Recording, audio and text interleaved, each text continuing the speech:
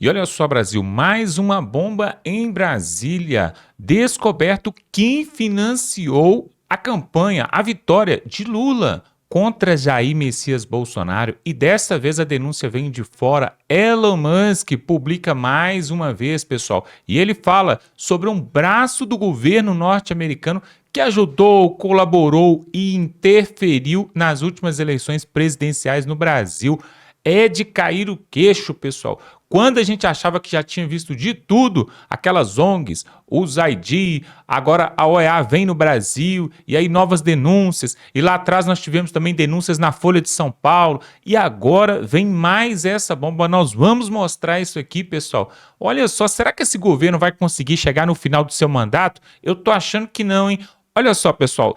Dá um like nesse vídeo, se inscreva aqui no canal, vamos ver essa matéria. Quem vai trazer é o Constantino, Rodrigo Constantino, que está ali nos Estados Unidos, acompanha de perto tudo isso e ele vai explicar essa história aqui, mais essa bomba no colo ali de Lula e até mesmo de ministros do STF. Vamos conferir essa matéria e saber o que eles estão falando e ainda nós vamos mostrar aqui o Jair Bolsonaro provocou os ministros do STF ao encontrar-se ali com o relator da OEA. Nós vamos mostrar tudo isso aqui. Esse vídeo está sensacional, pessoal. Vamos para a matéria e voltamos em seguida. Elon Musk diz que Deep State dos Estados Unidos financiou a eleição de Lula contra Bolsonaro. Malu Gaspar no Lobo.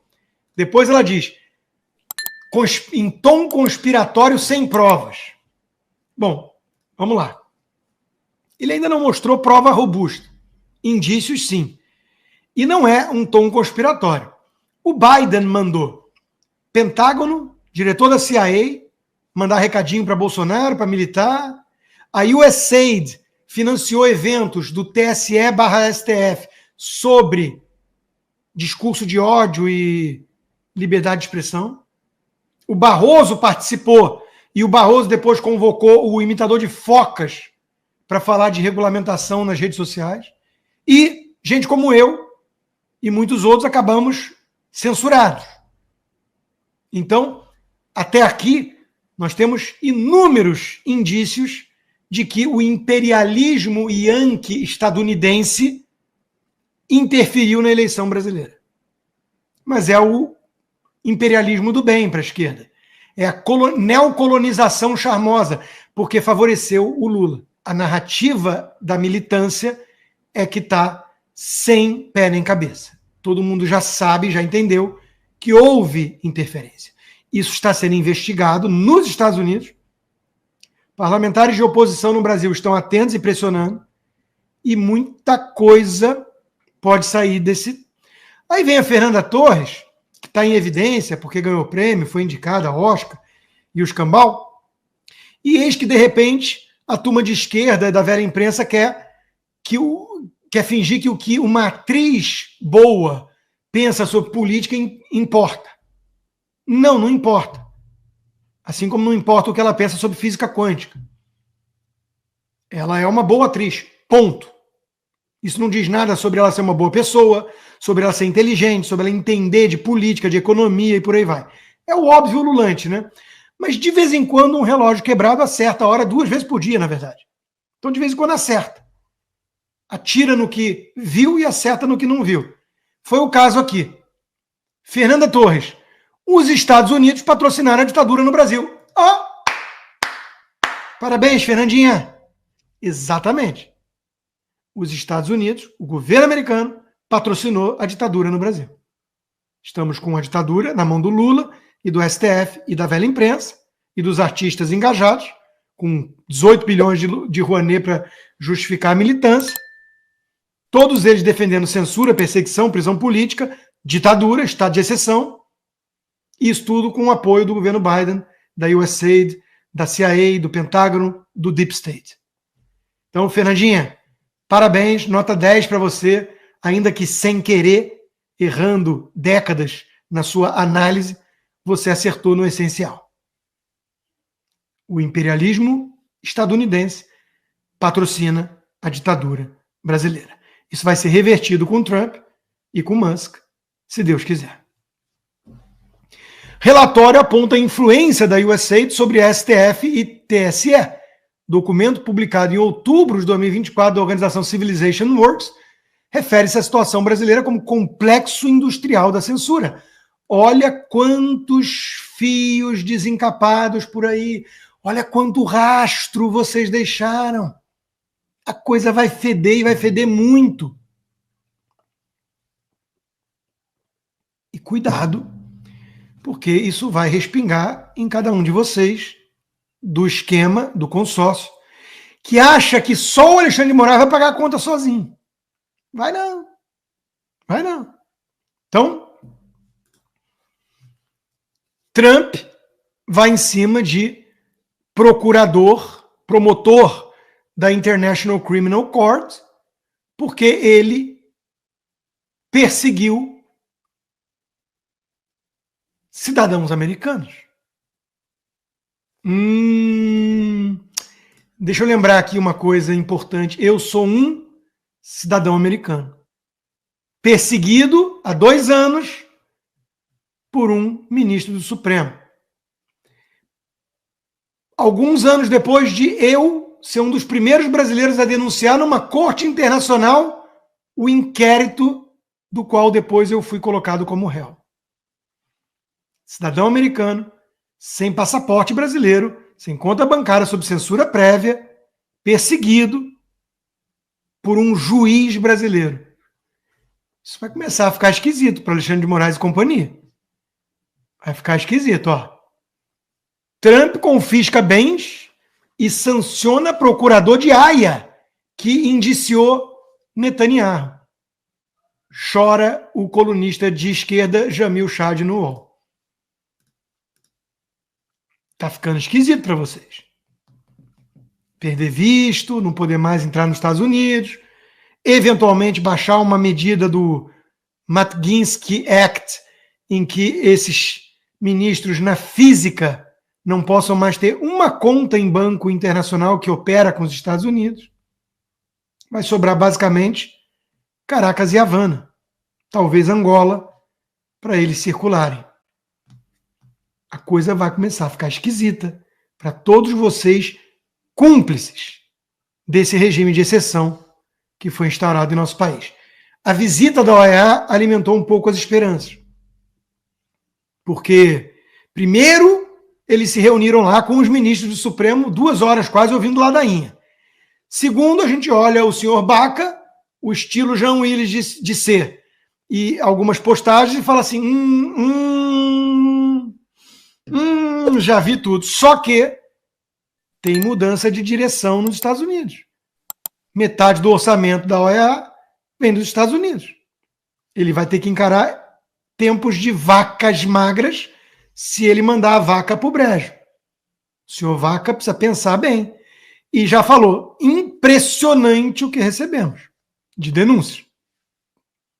Há um clima de ventos de mudança que pode começar a acarretar em consequências para os operadores totalitários do direito no Brasil, como diria Maria Elvira Salazar, nossa guerreira congressista do Distrito 27 aqui na Flórida, muito próxima do secretário de Estado Marco Rubio.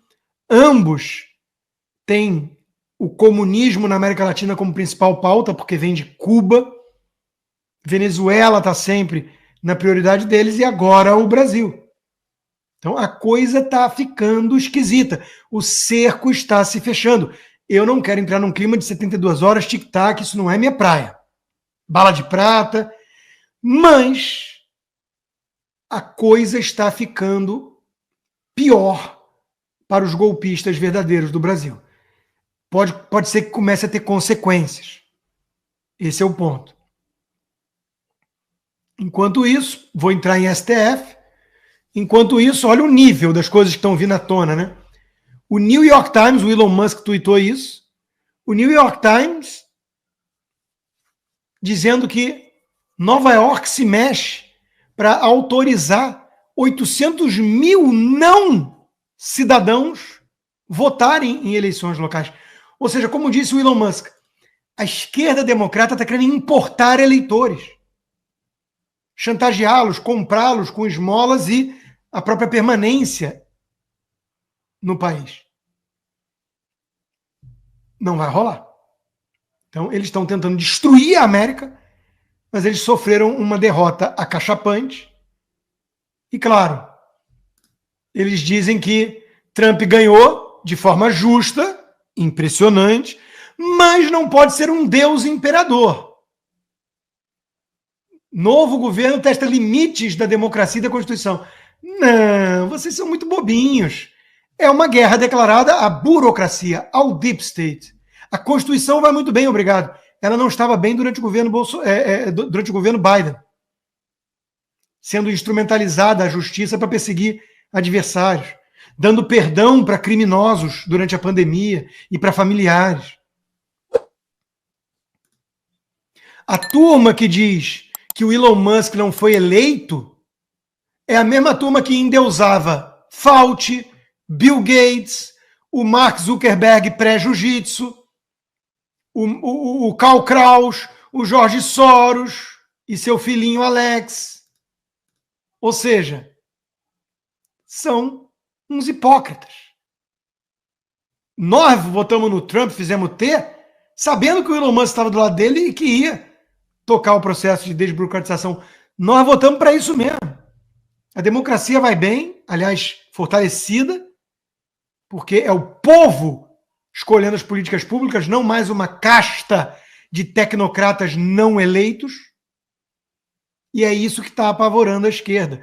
Eles achavam que tinham criado o moto perpétuo de poder, de permanência no poder.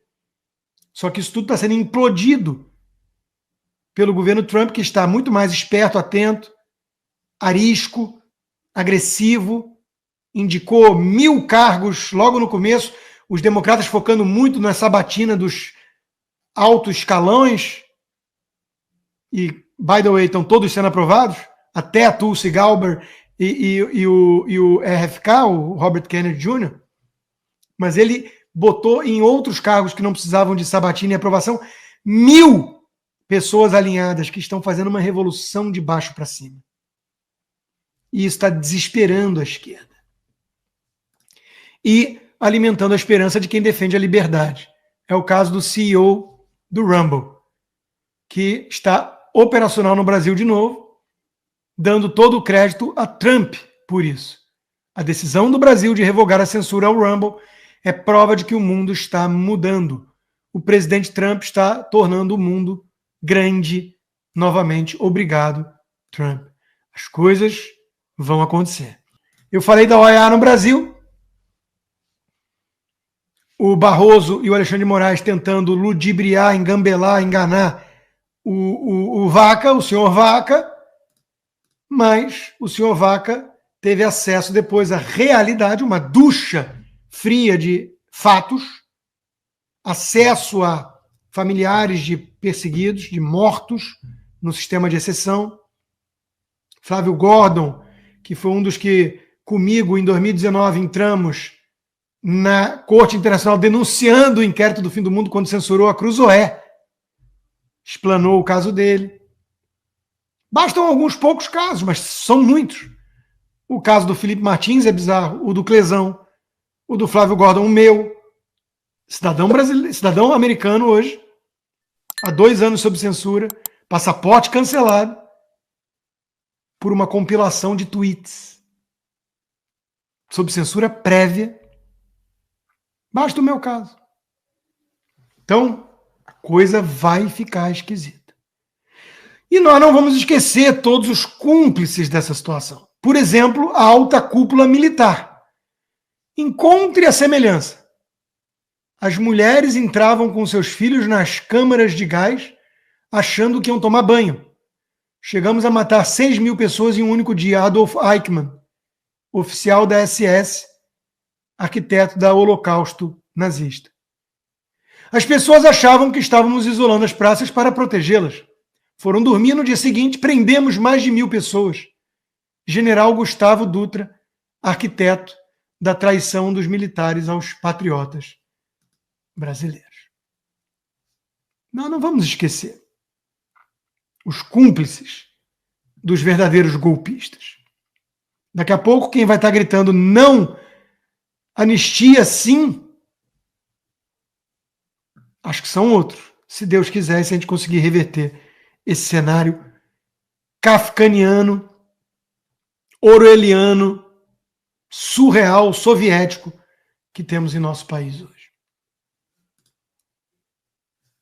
Claro que para isso acontecer a gente vai ter que implodir essa velha imprensa, que não restou mais veículo sério, à exceção da Gazeta do Povo, jornal centenário, da Nova Oeste, herdeira do que já foi a Veja, na figura do Jairo, e a Auriverde, herdeira do que já foi a Jovem Pan. Olha o que faz a Folha de São Paulo. Família de foragido do 8 de janeiro é usada por bolsonaristas para pressionar por anistia. Condenado a 14 anos de prisão, motorista quebrou tornozeleira. Gente, o cara provou que estava trabalhando como motorista no dia. E pega 14 anos de prisão. É assim que a imprensa trata ele. A mesma imprensa que é obcecada com a letalidade policial em São Paulo, não na Bahia.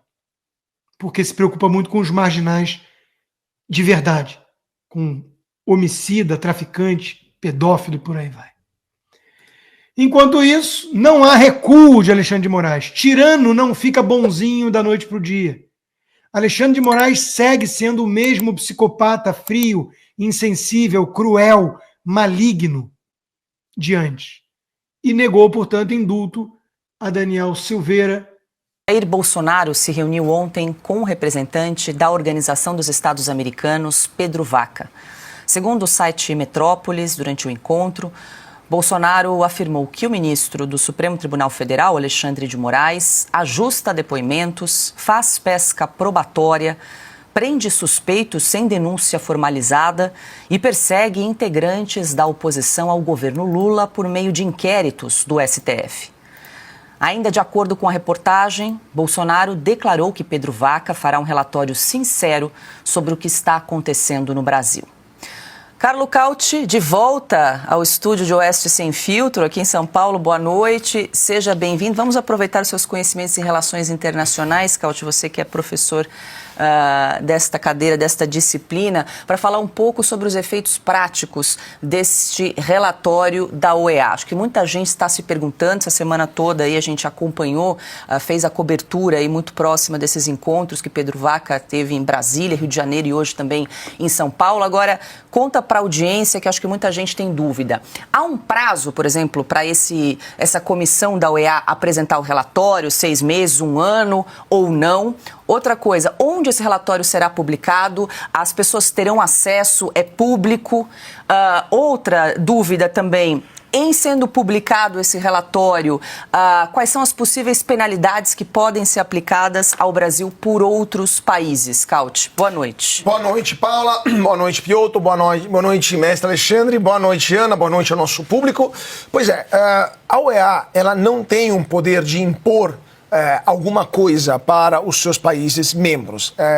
Uma organização que reúne os Estados americanos já teve um papel muito relevante em denunciar, no passado já denunciou violações dos direitos humanos, abusos da liberdade de expressão. Por exemplo, um dos últimos relatórios sobre a liberdade de expressão produzidos pela OEA foi sobre Cuba. E o relatório, estava dando uma olhada aqui, é de 2022, se não me engano, e o relatório fala justamente que há mais de meio século, Cuba é governada por um regime de partido único e o Estado restringe de forma severa a liberdade de expressão, associação, reunião, etc. Ou seja, a OEA denuncia aquilo que está acontecendo nos vários países onde essa liberdade é coibida. E é muito provável que o representante especial da OEA, o Pedro Vaca Villarreal, que está aqui no Brasil, faça a mesma coisa com o Brasil. Denuncie para os países membros da OEA, ou seja, Estados Unidos, Canadá, Argentina, México, todos os países do continente americano, menos a Venezuela que saiu. E para o mundo inteiro, que no Brasil não temos um Estado democrático de direito, que no Brasil não respeitamos o artigo 13 da Carta da OEA, que prevê que a liberdade de expressão é um direito humano fundamental. Na base disso, os outros países membros da OEA, então os membros da organização, podem tomar as medidas cabíveis. Por exemplo, nenhum país vai querer ter programas de cooperação cultural com o país que tem esse tipo de comportamento, ou cooperação científica, ou cooperação tecnológica, ou, quem sabe, cooperação militar também, porque vai que usa a tecnologia que é transferida para o Brasil censurar os seus jornalistas, os seus cidadãos, etc. Então o Brasil vai começar a sofrer pressões cada vez maiores e, eventualmente, interrupção de programas importantes até que algo mude no Brasil. Agora, em casos extremos, países membros da OEA foram expulsos da organização, como foi Cuba, por exemplo, depois que se tornou uma ditadura nos anos 50, 60, mas foi um caso muito peculiar e somente porque Cuba também tinha convidado a União Soviética a instalar mísseis em seu território. No caso do Brasil não é tão grave, mas com certeza um relatório como esse pode aumentar a pressão sobre o governo brasileiro, sobre o Supremo Tribunal Federal e eventualmente levar países membros da OEA, como os Estados Unidos, a atuarem contra quem assinou decretos ou documentos que impunham a censura no passado, ou seja, ministros do STF. É por isso também que o entorno do presidente Lula alertou o ministro Alexandre de Moraes: é melhor não viajar para os Estados Unidos, porque ninguém sabe o que pode acontecer lá. Esses documentos ajudam juízes federais americanos a tomar, ou o governo americano, a tomar decisões do caso. E há um prazo para apresentação do relatório? Não tem prazo, mas obviamente, se o representante da OEA foi enviado ao Brasil por livre e espontânea pressão dos Estados Unidos, que pagam metade do orçamento da OEA, ele não vai poder atrasar muito a entrega desse relatório, não pode atrasar demais. Até porque fica feio para ele, o risco dele perder o emprego dele muito bem remunerado é alto, e no final das contas, o governo brasileiro tem quanto a mais? 1 ano e meio de vida útil? Depois disso, quem sabe quem vai governar o Brasil? Mas ele, com certeza, vai querer ficar no emprego dele lá na OEA. Então é melhor soltar esse relatório logo. E é público? É público, está no site da OEA. Perfeito. Deixa eu passar aqui para o Alexandre, que na sexta-feira passada, Alexandre, a gente comentava sobre a futura visita do Pedro Vaca ao Brasil. Agora passou-se aí uma semana, quero ouvi-lo. Pedro Vaca se encontrou com parlamentares, com ministros do Supremo Tribunal Federal, hoje com veículos de comunicação. Qual o saldo você faz dessa visita, Alexandre? Bom, eu devo dizer que eu continuo cético. Eu expressei meu ceticismo e continuo cético, né? O Bolsonaro, por exemplo, o ex-presidente Bolsonaro parece que está otimista, né? Eu gostaria de conversar com Van Hatten para saber o que ele acha, já que ele está acompanhando todas essas reuniões. Eu sei que ele está levando tudo que foi dito, né? Agora, podia levar só 2 coisinhas, não precisava mais do que isso, só 2, produzidas pelo próprio Supremo. Suficiente, mais do que suficiente. Aquela frase perante a UNE, do presidente do Supremo, que já foi presidente do TSE, da Justiça Eleitoral, né? Eu menciono isso no meu artigo na revista Oeste, né? Nós derrotamos o bolsonarismo. Isso cabe na cabeça de algum europeu, de algum americano, de que um juiz da Suprema Corte diga uma frase dessas? A frase por si só se explica. Ela é altamente eloquente. Ela tem todas as informações necessárias, né? E depois olhar aquilo que o ministro Marco Aurélio Mello chamou de inquérito do fim do mundo, que contém também todos os ingredientes de ilegalidades. Foi baseado num regulamento interno do Supremo que foi derrogado pela Constituição de 88, pelos artigos 127 e 129. A iniciativa cabe ao Ministério Público. Não existe um crime dentro das instalações do Supremo para que houvesse uma suposta investigação administrativa, um inquérito administrativo que não foi. Se tornou um inquérito urbi et orbi, né? E entregou também ilegalmente, não fez nenhum sorteio, não houve nada aleatório, nas mãos do ministro Moraes, que está investigando e processando gente que não tem foro privilegiado, que é da primeira instância, né? Então está tudo irregular. E ele, e o Supremo é supostamente a vítima, é o ofendido. Então, o juiz ofendido, investiga, denuncia, lá no início denunciava, né? E aplicava, executava a pena, né? Depois começou a entrar o Ministério Público. Mas isso é suficiente, é só olhar os fatos, o histórico, Não precisa de mais nada, né? Mas ele ouviu todo mundo. Infelizmente não pôde ouvir, não podia ir a Ponta Grossa para ouvir o Felipe Martins, nem ia, acho que está numa colônia penal, né? Agora o Daniel Silveira também não pôde ouvir, mas ele ouviu os outros que estão sendo indiciados a despeito do que está escrito na Constituição. E não é um escrito difícil de interpretar no artigo 53, né? Eu lembrei outro dia, fez 90 anos, Ives Gandra Martins, que ajudou muito a fazer esse artigo, e deixar o artigo muito claro. Deputados, senadores são invioláveis civil e penalmente por quaisquer de suas opiniões. Não tem um salvo-se, não tem nada. Isso é absoluto, não é relativo, meu Deus do céu, será que não sabem ler? O sujeito pode estar no banheiro da casa dele, sentado no vaso, e omitir opinião, e tem a mesma inviolabilidade, pode falar mal da mãe do Papa, tem a mesma inviolabilidade, está escrito na Constituição, eu sinto muito. Então mudem, chamem, convoquem uma Assembleia Nacional Constituinte para mudar essa cláusula pétrea, porque é uma cláusula pétrea, né? Então, meu Deus, se a gente começa a relativizar a Constituição, liberdade de expressão, vedação à censura, acabou a Constituição. Isso é muito, muito, muito, muito grave. Agora, infelizmente, vergonha nossa, vergonha caia sobre nós, precisamos de depender do senhor Pedro Vaca, da OEA, para resolver isso, quando o Senado brasileiro tem na mão todos os instrumentos para resolver isso. Pois é, que teve algum tipo de interferência ou de relações internacionais nos processos eleitorais no Brasil, já está bastante claro isso, né? Agora, a pergunta é, será que a OEA veio aqui no Brasil? Será que eles vieram aqui caçar provas para entregar justamente para os acusadores ou para as vítimas?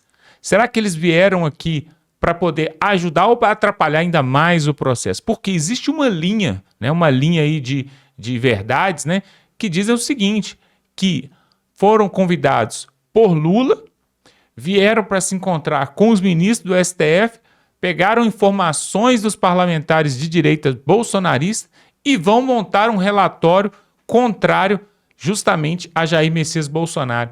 O senador Marcos Durval, inclusive, nós colocamos um vídeo dele há pouco tempo atrás e ele fala sobre isso, que toda essa visita dessa comitiva da OEA foi nada mais, nada menos do que uma armação, né, para poder mostrar aí ao mundo, para poder mostrar até mesmo para os brasileiros de que eles estão interessados aí na justiça e na liberdade de expressão no Brasil. Porém, pessoal, nós temos que analisar os fatos com muita frieza. A OEA, que é um órgão internacional, ele era financiado pelos Estados Unidos em sua maior parte. Porém, o Donald Trump congelou os recursos que vão para a OEA. Então, existe algumas teorias aí de que a OEA, que tem até mesmo as suas bases esquerdistas, poderia estar também, assim como essas ONGs aí, né, ajudando agora a esquerda aqui no Brasil, justamente para colher provas e depois ajudar a não incriminar, né, o Alexandre de Moraes e também Lula, porque tá vindo chumbo grosso aí para ainda este ano de 2025, e aí pode ser apenas uma cortina de fumaça essa visita da OEA.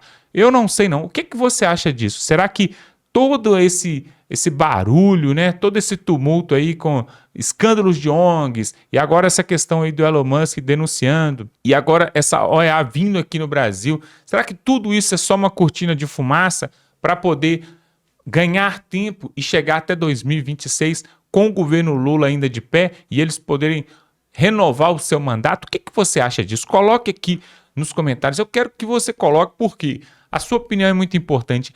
Toda essa negociação aí vai acabar em pizza, né? Ou seja, não vai dar em nada, ou finalmente, né, as coisas vão ser esclarecidas, porque é no mínimo estranho, pessoal, que durante o mandato de Joe Biden, o Lula conseguiu vencer. Mas lá atrás, quando o Trump era presidente no seu primeiro mandato, Aí o Bolsonaro conseguiu virar o jogo aqui. Parece que quando a direita está no poder lá nos Estados Unidos, as coisas acontecem de forma diferente aqui. E quando a esquerda está no poder lá, as coisas acontecem diferente aqui. Isso é interferência, isso é crime, está fora da nossa Constituição. Ou seja, o país, o Brasil, não é um país soberano, não é um país autossuficiente. Então, não deveria haver esse tipo de intervenção, principalmente intervenção financeira, ou seja, órgãos internacionais financiaram campanha de Lula. Será que isso pode ser mesmo verdade? Coloque aqui nos comentários se você acredita que essa informação, essa afirmação, né, ali da equipe de Elon Musk, se isso pode proceder mesmo. Se isso for verdade, é um escândalo e já era para o povo estar nas ruas já protestando contra isso, porque é realmente um absurdo. Agora, muitos estão falando que isso é teoria da conspiração, que são os bolsonaristas aí que estão caçando um argumento para poder injustificar a vitória de Lula, que tem uma popularidade gigantesca. Quando ele sai nas ruas, o povo abraça, o povo vai ali empurrando para tudo quanto é lado, porque ele é muito popular no Brasil. Só que não, né? Então nós vamos ver aí o que vai acontecer dessa história. Olha só, se você gosta desse tipo de conteúdo, se inscreva aqui no canal, dá um like nesse vídeo, pega o link desse vídeo, manda lá no grupo da família, no grupo do WhatsApp, porque aí você vai estar nos ajudando e ajudando também o Brasil, porque nós estamos aqui trazendo informações úteis. E aí você tira suas conclusões, nós nem estamos aqui para fazer afirmações, você tira suas conclusões sobre todo esse processo aí, se houve interferência ou não, tá bom? Vamos ficando por aqui e até a próxima.